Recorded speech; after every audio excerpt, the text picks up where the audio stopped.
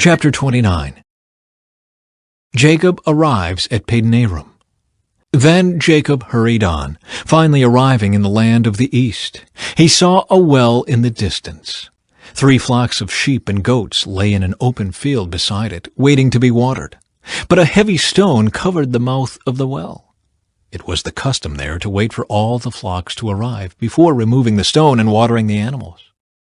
Afterward, the stone would be placed back over the mouth of the well. Jacob went over to the shepherds and asked, "Where are you from, my friends?" "We are from Haran," they answered. "Do you know a man there named Laban, the grandson of Nahor?" he asked. "Yes, we do," they replied. "Is he doing well?" Jacob asked. "Yes, he's well," they answered. "Look, here comes his daughter Rachel with the flock now." Jacob said, "Look, it's still broad daylight, too early to round up the animals. Why don't you water the sheep and goats so they can get back out to pasture?" "We can't water the animals until all the flocks have arrived," they replied. "Then the shepherds move the stone from the mouth of the well, and we water all the sheep and goats." Jacob was still talking with them when Rachel arrived with her father's flock, for she was a shepherd. And because Rachel was his cousin, the daughter of Laban, his mother's brother, and because the sheep and goats belonged to his uncle Laban, Jacob went over to the well and moved the stone from its mouth, and watered his uncle's flock. Then Jacob kissed Rachel, and he wept aloud. He explained to Rachel that he was her cousin on her father's side, the son of her aunt Rebekah. So Rachel quickly ran and told her father Laban. As soon as Laban heard that his nephew Jacob had arrived, he ran out to meet him. He embraced and kissed him and brought him home. When Jacob had told him his story, Laban exclaimed, "You really are my own flesh and blood." Jacob marries Leah and Rachel. After Jacob had stayed with Laban for about a month, Laban said to him, "You shouldn't work for me without pay just because we are relatives. Tell me how much your wages should be." Now Laban had 2 daughters. The older daughter was named Leah, and the younger one was Rachel. There was no sparkle in Leah's eyes, but Rachel had a beautiful figure and a lovely face. Since Jacob was in love with Rachel, he told her father, "I'll work for you for 7 years if you'll give me Rachel, your younger daughter, as my wife."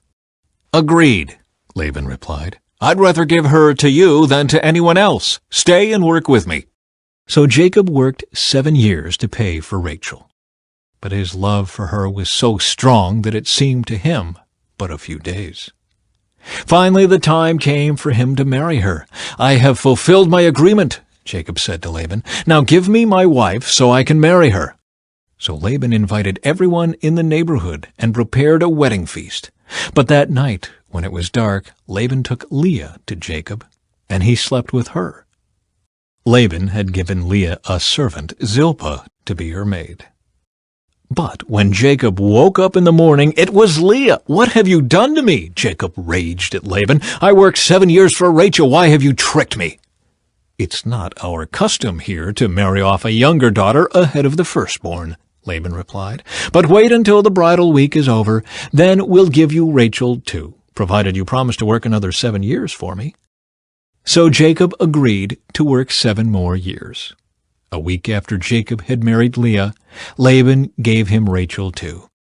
Laban gave Rachel a servant, Bilhah, to be her maid.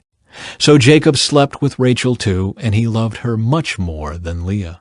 He then stayed and worked for Laban the additional 7 years. Jacob's many children. When the Lord saw that Leah was unloved, he enabled her to have children, but Rachel could not conceive. So Leah became pregnant and gave birth to a son.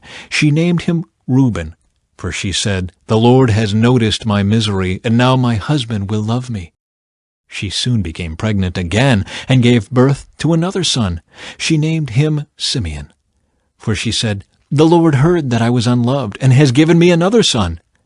Then she became pregnant a 3rd time and gave birth to another son. She named him Levi, for she said, "Surely this time my husband will feel affection for me, since I have given him 3 sons." Once again, Leah became pregnant and gave birth to another son. She named him Judah, for she said, "Now I will praise the Lord." And then she stopped having children. Chapter 30. When Rachel saw that she wasn't having any children for Jacob, she became jealous of her sister. She pleaded with Jacob, "Give me children or I'll die." Then Jacob became furious with Rachel. "Am I God?" he asked. "He's the one who has kept you from having children." Then Rachel told him, "Take my maid Bilhah and sleep with her. She will bear children for me, and through her I can have a family too." So Rachel gave her servant Bilhah to Jacob as a wife, and he slept with her. Bilhah became pregnant and presented him with a son. Rachel named him Dan, for she said, "God has vindicated me. He has heard my request and given me a son." Then Bilhah became pregnant again and gave Jacob a second son. Rachel named him Naphtali, for she said, "I have struggled hard with my sister, and I'm winning." Meanwhile, Leah realized that she wasn't getting pregnant anymore, so she took her servant Zilpah and gave her to Jacob as a wife. Soon Zilpah presented him with a son. Leah named him Gad, for she said, "How fortunate I am." Then Zilpah gave Jacob a second son, and Leah named him Asher, for she said, "What joy is mine! Now the other women will celebrate with me." One day during the wheat harvest, Reuben found some mandrakes growing in a field and brought them to his mother Leah. Rachel begged Leah, "Please give me some of your son's mandrakes." But Leah angrily replied, "Wasn't it enough that you stole my husband? Now will you steal my son's mandrakes too?" Rachel answered, "I will let Jacob sleep with you tonight if you give me some of the mandrakes." So that evening, as Jacob was coming home from the fields, Leah went out to meet him. "You must come and sleep with me tonight," she said. "I have paid for you with some mandrakes that my son found." So that night he slept with Leah. And God answered Leah's prayers. She became pregnant again and gave birth to a fifth son for Jacob. She named him Issachar, for she said, "God has rewarded me for giving my servant to my husband as a wife." Then Leah became pregnant again and gave birth to a sixth son for Jacob. She named him Zebulun, for she said, "God has given me a good reward. Now my husband will treat me with respect, for I have given him 6 sons." Later she gave birth to a daughter and named her Dinah. Then God remembered Rachel's plight and answered her prayers by enabling her to have children. She became pregnant and gave birth to a son. "God has removed my disgrace," she said, and she named him Joseph. For she said, "May the Lord add yet another son to my family." Jacob's wealth increases. Soon after Rachel had given birth to Joseph, Jacob said to Laban, "Please release me so I can go home to my own country. Let me take my wives and children, for I have earned them by serving you, and let me be on my way. You certainly know how hard I have worked for you." "Please, listen to me," Laban replied. "I have become wealthy, for the Lord has blessed me because of you. Tell me how much I owe you. Whatever it is, I'll pay it." Jacob replied, "You know how hard I've worked for you, and how your flocks and herds have grown under my care. You had little indeed before I came, but your wealth has increased enormously. The Lord has blessed you through everything I've done. But now, what about me? When can I start providing for my own family?" "What wages do you want?" Laban asked again. Jacob replied, "Don't give me anything. Just do this one thing, and I'll continue to tend and watch over your flocks. Let me inspect your flocks today and remove all the sheep and goats that are speckled or spotted, along with all the black sheep. Give these to me as my wages. In the future, when you check on the animals you have given me as my wages, you'll see that I have been honest. If you find in my flock any goats without speckles or spots, or any sheep that are not black, you will know that I have stolen them from you." "All right," Laban replied. "It will be as you say." But that very day Laban went out and removed the male goats that were streaked and spotted, all the female goats that were speckled and spotted or had white patches, and all the black sheep. He placed them in the care of his own sons, who took them a 3 days' journey from where Jacob was. Meanwhile, Jacob stayed and cared for the rest of Laban's flock. Then Jacob took some fresh branches from poplar, almond, and plane trees and peeled off strips of bark, making white streaks on them. Then he placed these peeled branches in the watering troughs where the flocks came to drink, for that was where they made it. And when they mated in front of the white streaked branches, they gave birth to young that were streaked, speckled, and spotted. Jacob separated those lambs from Laban's flock, and at mating time he turned the flock to face Laban's animals that were streaked or black. This is how he built his own flock instead of increasing Laban's. Whenever the stronger females were ready to mate, Jacob would place the peeled branches in the watering troughs in front of them.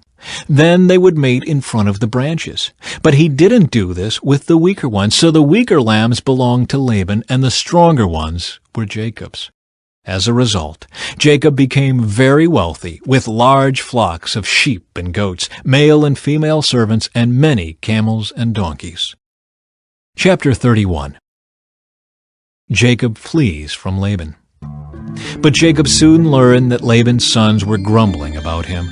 "Jacob has robbed our father of everything," they said. "He has gained all his wealth at our father's expense." And Jacob began to notice a change in Laban's attitude toward him.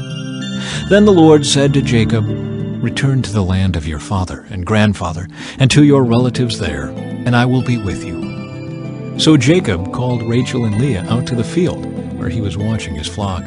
He said to them, "I have noticed that your father's attitude toward me has changed, but the God of my father has been with me.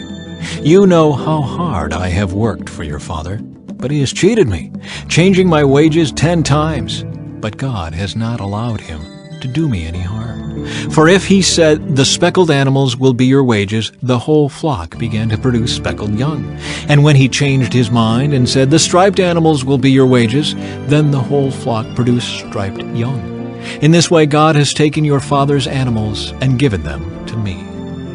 One time during the mating season I had a dream and saw that the male goats mating with the females were streaked, speckled, and spotted. Then in my dream the angel of God said to me, "Jacob," and I replied, "Yes, here I am." The angel said, "Look up, and you will see that only the streaked, speckled, and spotted males are mating with the females of your flock. For I have seen how Laban has treated you. I am the God who appeared to you at Bethel, the place where you anointed the pillar of stone and made your vow to me. Now get ready and leave this country and return to the land of your birth." Rachel and Leah responded, "That's fine with us. We won't inherit any of our father's wealth anyway. He has reduced our rights to those of foreign women, and after he sold us, he wasted the money you paid him for us. All the wealth God has given you from our father legally belongs to us and our children, so go ahead and do whatever God has told you."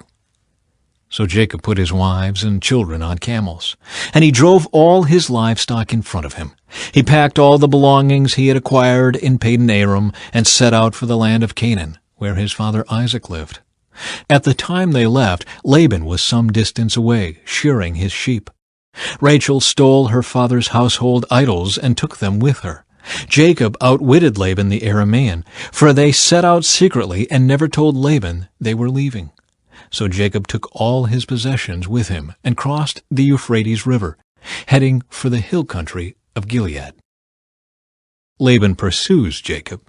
3 days later, Laban was told that Jacob had fled. So he gathered a group of his relatives and set out in hot pursuit. He caught up with Jacob 7 days later in the hill country of Gilead.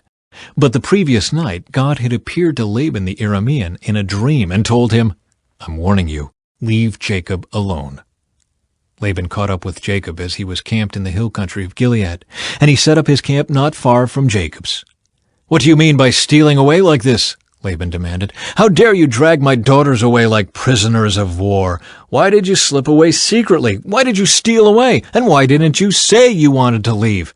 I would have given you a farewell feast with singing and music, accompanied by tambourines and harps. Why didn't you let me kiss my daughters and grandchildren and tell them goodbye? You have acted very foolishly. I could destroy you, but the God of your father appeared to me last night and warned me, leave Jacob alone. I can understand your feeling that you must go and your intense longing for your father's home, but why have you stolen my gods?" "I rushed away because I was afraid," Jacob answered. "I thought you would take your daughters from me by force.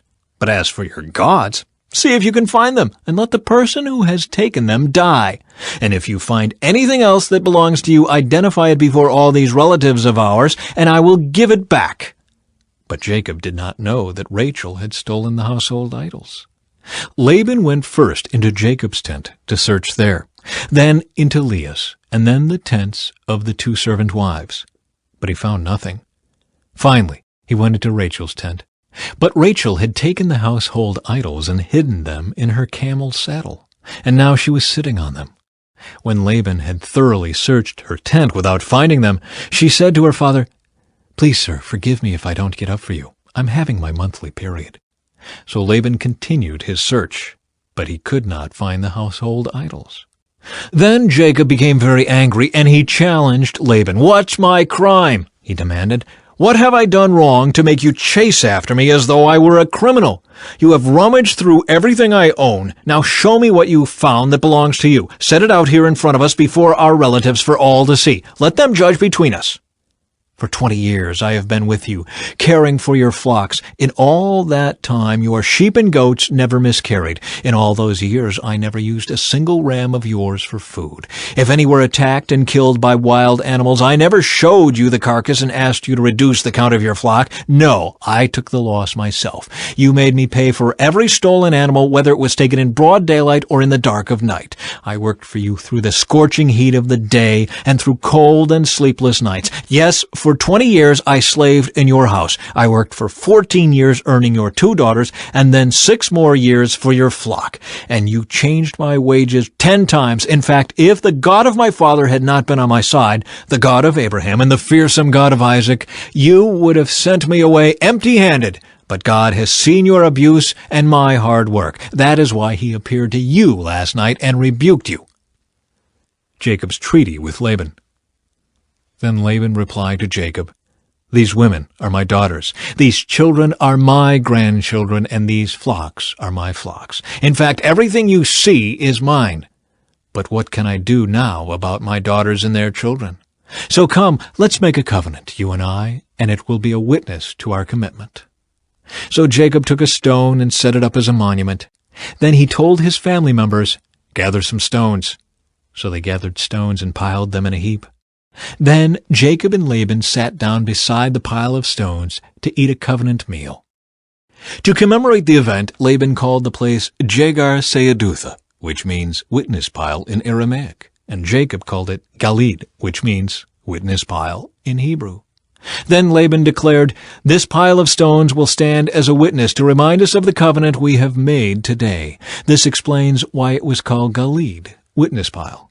But it was also called Mitzpah, which means watchtower. For Laban said, "May the Lord keep watch between us to make sure that we keep this covenant when we are out of each other's sight.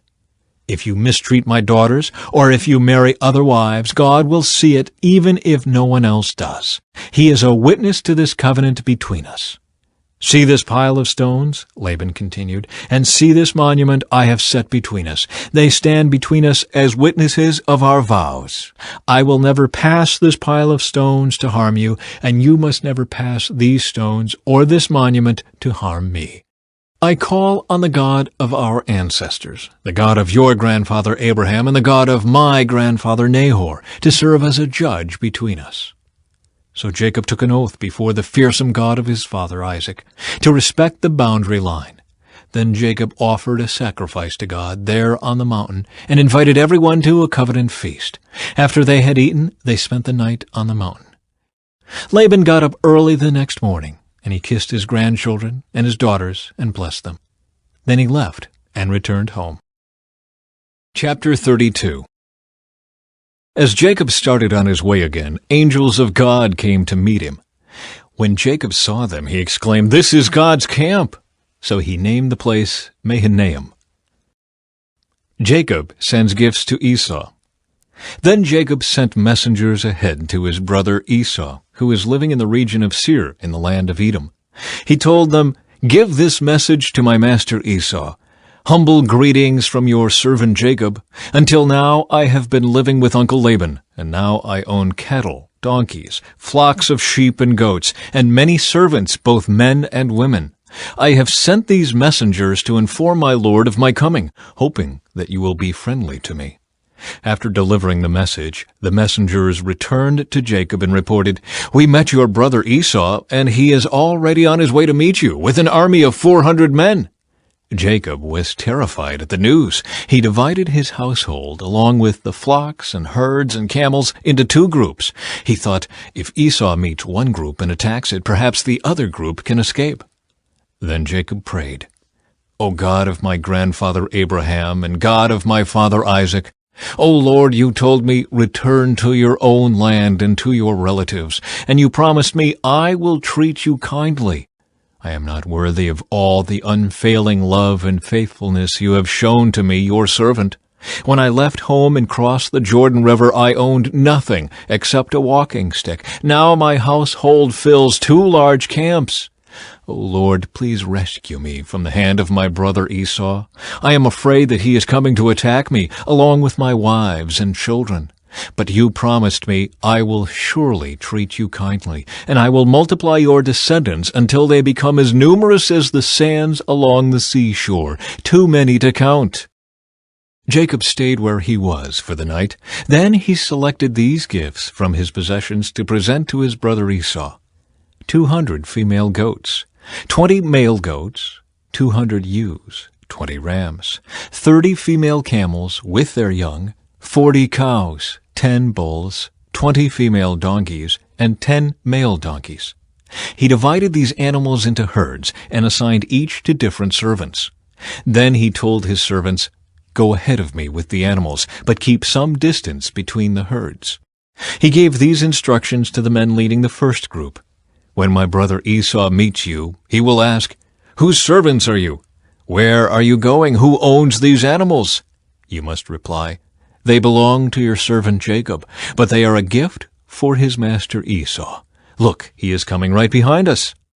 Jacob gave the same instructions to the second and third herdsmen, and to all who followed behind the herds. You must say the same thing to Esau when you meet him.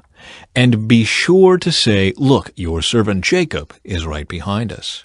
Jacob thought, I will try to appease him by sending gifts ahead of me. When I see him in person, perhaps he will be friendly to me. So the gifts were sent on ahead, while Jacob himself spent that night in the camp.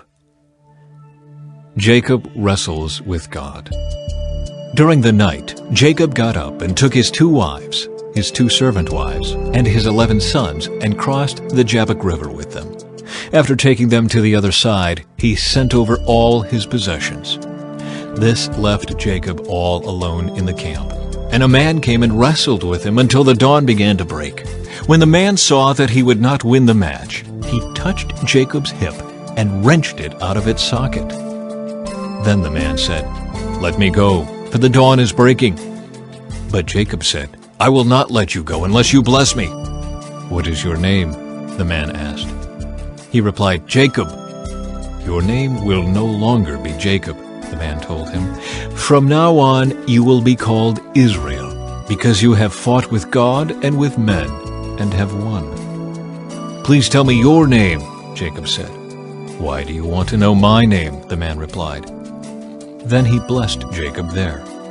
Jacob named the place Peniel, which means face of God, for he said, I have seen God face to face, yet my life has been spared.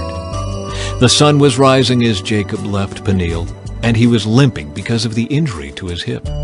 Even today, the people of Israel don't eat the tendon near the hip socket because of what happened that night when the man strained the tendon of Jacob's hip.